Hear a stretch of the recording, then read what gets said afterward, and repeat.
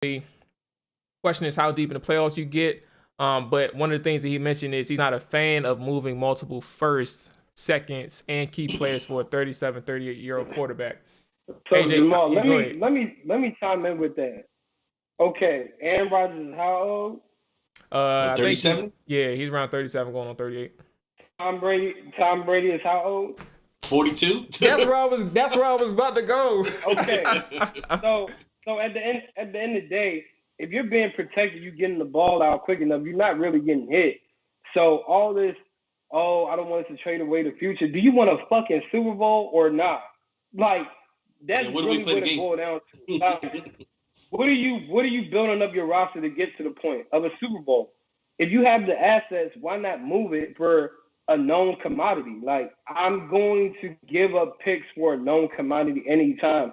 If people have not noticed, if fan bases have not noticed, especially this fan base from the NFL, look at who's getting traded. You know, teams are trading for Jamal Adams because they know what the hell he can do. He's worth those draft picks. Teams are moving for Jalen Ramsey. They know what he can do. Teams are moving assets for DeAndre Hopkins and so on. You know, Matt Stafford, because you know what they can do.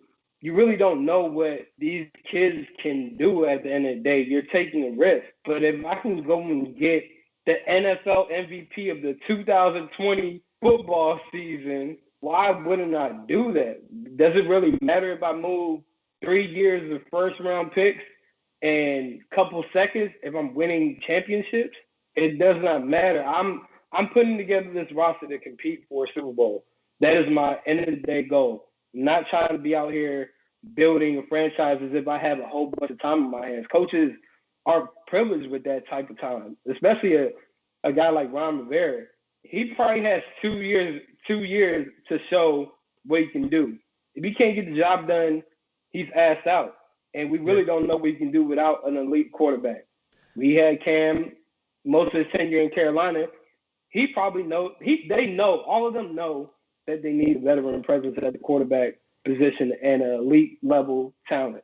I think they're going to do what they got to do, but at the same token, it's like if you have analysts and experts already projecting them to win the NFC East with Ryan Fitzpatrick, Taylor Heineke as potential quarterbacks, of course, if you bring in Aaron Rodgers into the fold, an MVP who's at a top tier level, still right now 37, and could possibly continue to play in his mid-40s, you should be a Super Bowl prediction team. Like, you should be in that conversation.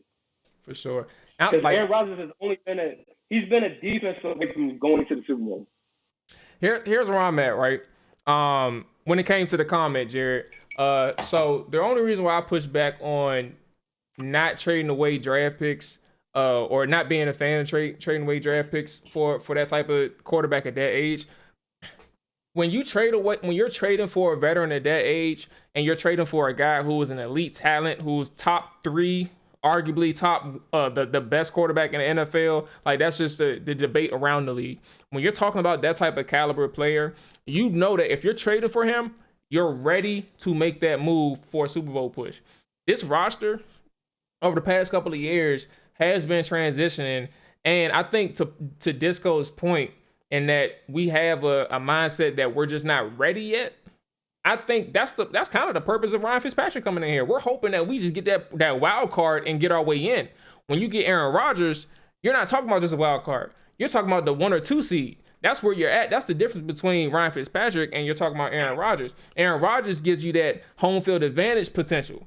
And then you talk about, all right, now we got home field advantage. Let's go win the Super Bowl. That's the difference between Ryan Fitzpatrick right now, because he's playing at a high level, and you're talking about Aaron Rodgers right now. He gives you much more than what you can expect with Ryan Fitzpatrick. But in addition to that, I think, fellas, the thing that a lot of people don't take into account is what Tampa did with Tom Brady. Tom Brady is 40-something years old. They don't care if he's going to be around 5 years from now. They're going for that 1 year, that 2 year, that 3 year chance of winning the Super Bowl. They went 1 for 1 already. Tom Brady's coming back. They went 1 for 1. Now they're trying to go 2 for 2 and maximize this. And Tom Brady's talking about playing until he's 45. So Right. if you're going 2 for 2, bro, I'm all for it. And all I need out of Aaron Rodgers if he comes to Washington, I need a motherfucker that's gonna be here at least 3 years. Even if he stays 3 years max, I'm perfectly fine with that because 3 years, you can tell me I had the best fun I've ever had as a fan in my life in those 3 years. And Jamal, look at how Tampa did with Tom, man. They brought in Leonard Fournette. They brought in LaShawn McCoy. Weapons. They brought in Antonio Brown. They brought in other weapons to go with the pieces that was already there. And those things happen when you pay attention to your overall team and what the quarterback likes and what they want to surround themselves with. Talent. You know, it's going to continue to happen. You're going to get top-tier talent that's going to get released or traded within the season. And it's like, if you continue to add pieces on top of having that elite talent, it's like you're going to compete for a Super Bowl. When's the last time, as a fan and being alive, have you been able to say, yeah, my team can actually compete for a Super Bowl? I've never been able to say that in my lifetime, you know.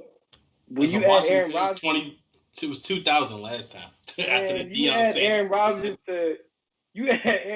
to a Washington football organization, he immediately becomes the best quarterback that ever wear burgundy and gold, ever. Oh, and he had to play it down. Day one. And it's like, how can you justify trading for Alex Smith a couple years ago and moving an asset like a Kendall Fuller, and now we're going to act like 2 or 3 years removed from that? Oh, no, I want to keep my assets. I don't want to go big and go for Aaron Rodgers. Like, it just doesn't make sense. When I see it online, I'm just like, man, y'all definitely don't know what you're doing. Because if you was playing Madden and you got offered 2 first-round picks and Matthew Ioannidis for Aaron Rodgers, you would definitely accept on that trade on Madden. Absolutely.